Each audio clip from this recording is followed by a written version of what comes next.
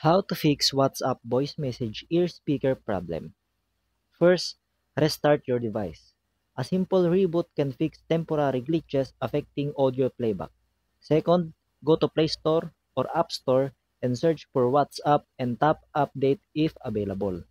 Third, go to your device's audio settings and navigate through sound and vibration. Adjust the media volume as needed. Fourth, you can clear the WhatsApp cache.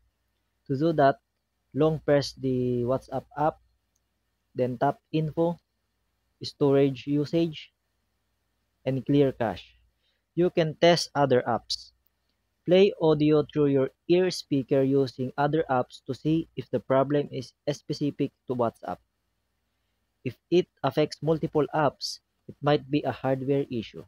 And lastly, you can contact WhatsApp support. Go to the app support section and send a message describing the problem. That's it. Thank you.